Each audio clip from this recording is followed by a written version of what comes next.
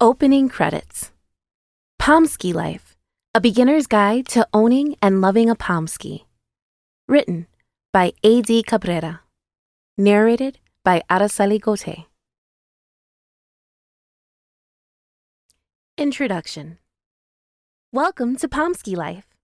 First, let me say that I am thrilled you are here, and I hope this book will provide you with some insight into what a Pomsky is and the investment and commitment you are making if you decide to own one. My name is A.D. Cabrera, and I am super excited to be writing and sharing this book with you. While I have owned many different breeds of dogs, from wolf hybrids to Dalmatians, the Pomsky has quickly become my most favorite breed, as they are family-friendly, have just the right attitude, and are what I have termed pocket pets, which means portable to me. A brief background about myself. I am a wife, mother of 5 plus 2 bonus children thrown into the mix, and have a menagerie of pets in my life. Our current pet family is made up of a tortoise, Sergeant Pepper, a red Siberian Husky, Maya, a German Shepherd, Sequoia, a Boston Terrier Jack Russell mix, Lucy, a mixed breed, possibly a Corgi Shiba Inu, Molly, 3 fainting goats, Star, Luna, and Comet, a ferret, Scout, too many cats to list, LOL, and my personal favorite, Blue, my ever-lovable and sometimes stubborn blue Merle Pomsky. This won't be an all-inclusive book with everything you need to know, but instead a quick peek into what is involved in choosing, loving, and ultimately raising a Pomsky, and why, it is my opinion, they make the perfect pet. Dog-wise, that is.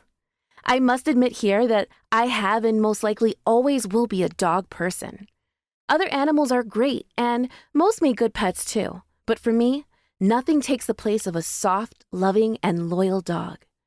I find it amazing that no matter how long you are gone, 5 minutes to 5 hours, dogs are always excited to see you and greet you like it's been a lifetime ago since they saw you last.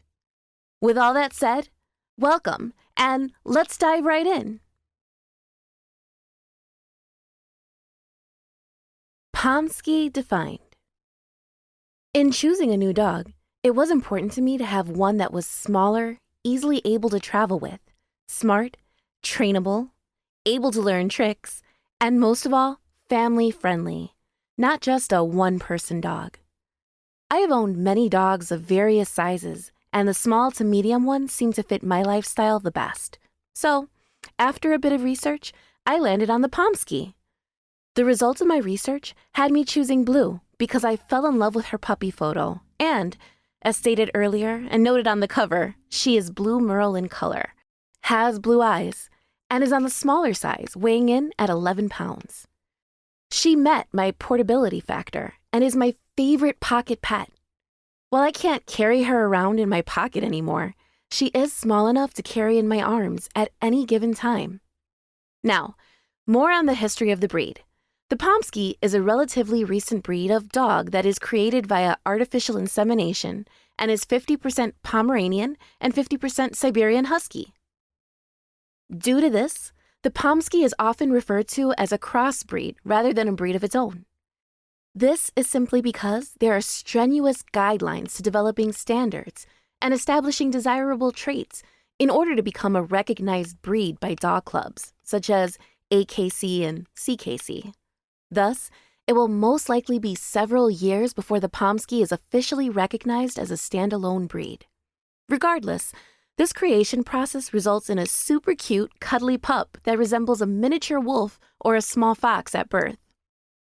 The breed originated in the United States and initially began as a designer dog for the rich and famous, but due to their incredible cuteness and adorability factor, has quickly morphed into a breed for the average pet owner. It is important to mention here that the Pomsky is usually less hyper than its Pomeranian and Siberian Husky parents, but is still an active dog. The breed is very trainable, but with a Siberian Husky for a parent, can exhibit some stubborn tendencies, so consistency is a must, and the name of the training game. More on that later.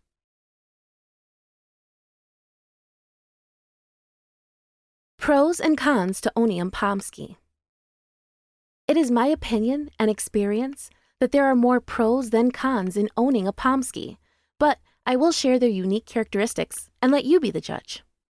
Pros: small to medium in size, friendly to known friends and family, trainable, kid-friendly ages 6 and up, very smart, energetic, climate adaptable, hot or cold, funny, will howl, speak to you, loving, good with other animals.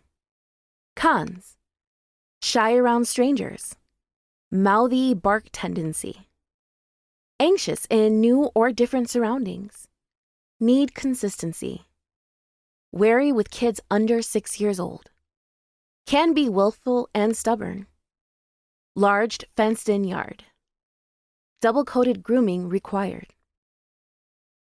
My personal experience with pros and cons is based around my Pomsky Blue. She is on the smaller size for a Pomsky and is very loyal to me first, and then to the rest of my family. She is my constant companion and will follow me anywhere I go. She is smart and very energetic. As mentioned earlier, we have several other pets and she gets along well with all of them. She loves to play with the indoor cats but will chase the outdoor cats if they decide to run, but she has never hurt them in any way. She is not aware of her small stature and will play with our Husky and Shepherd as if she is just as big as they are. This is always supervised play, as they don't know their size either and have the potential to hurt her just by stepping on her. It has been my experience that as long as your Pomsky grows up with other animals, they will get along with no problems at all.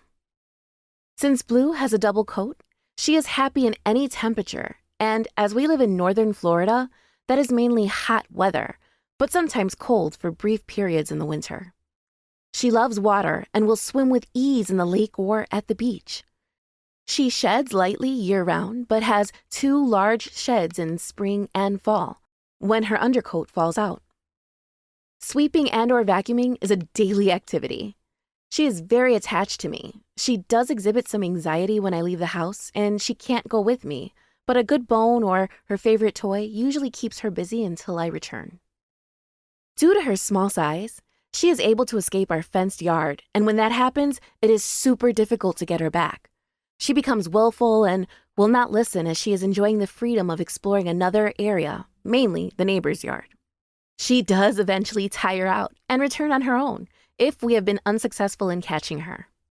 However, in order to keep her from escaping, I purchased a 50-foot lead and attached it to a 5-pound kettlebell on one end, and the other end of the lead is attached to her choke collar. This allows her to move freely around the yard. The kettlebell moves with her, but keeps her from leaving the yard as the kettlebell won't go through the fence. Sometimes we just have to be smarter than the dog. Choosing a Pomsky. There are many factors that go into choosing a Pomsky to be your next dog, and I will touch on a few of the most important ones here. To me, the biggest factor to address first is the cost and what you are willing and able to pay for a Pomsky, keeping in mind they have a lifespan of 11 to 15 years. Due to the artificial insemination process to produce Pomskys, they tend to be expensive, but are well worth the investment. It is also very important to do your research to find a reputable breeder. The smaller the pup is at 8 weeks may indicate the likelihood of being on the smaller side when full grown and will have a higher price tag. Pups who will likely be medium to large in size will tend to be more reasonably priced. But in general, the Pomsky is likely to cost between $1,500 and $3,000. If the purchase price is too steep and you really want to own a Pomsky, you may want to look into animal shelters, adoption centers, as Pomskys can also be found in these locations. In general, Pomskys fall into the small to medium size range and are typically 10 to 15 inches in height and 20 to 30 pounds in weight, but may vary based on genetics. Thus, when considering the size of the pup, it is imperative to know the size of the parents, as this will likely help estimate and determine the size of the pup when fully grown. For instance, I was looking for a smaller dog that could easily travel with me. While considering the purchase of Blue, I learned that the mother, Siberian Husky, weighed 15 to 20 pounds, and the father, Pomeranian, weighed 8 to 10 pounds. Thus, Blue was likely to fall somewhere in between 10 to 15 pounds. Now, this isn't an exact math, just an estimation, but fully grown now, Blue weighs 11 pounds. To be honest, I thought she'd be a bit bigger, but I am very pleased with the size she is, as she is completely portable. Once you have determined your budget, it is time to decide whether a female or male Pomsky is preferable. Unlike many breeds, when it comes to size and height, the differences are minimal between Pomsky males and females. Thus, the decision will be based on your personal preference, as aside from the cost of neutering versus spaying the animal, neutering is a bit cheaper. There isn't much difference. Second, you need to decide on a color. Pomskys come in various colors such as black and white, blue merle, brown merle, gray and white, reddish brown, and pure white, to name a few. As stated earlier and noted on the cover, Blue is blue merle in color, has blue eyes, and is on the smaller side, weighing in at 11 pounds. Personally, I have always admired the blue merle color, which is why I chose Blue as my pet, but I recognize that everyone is different, so my advice is to just choose the color scheme you fall in love with at first sight. In addition to coat color, eye color may also be a determining factor, as pups may have brown, blue, or one of both for eye color. My pup has blue eyes, which is a husky trait that I've always admired, but choose the one that appeals to you.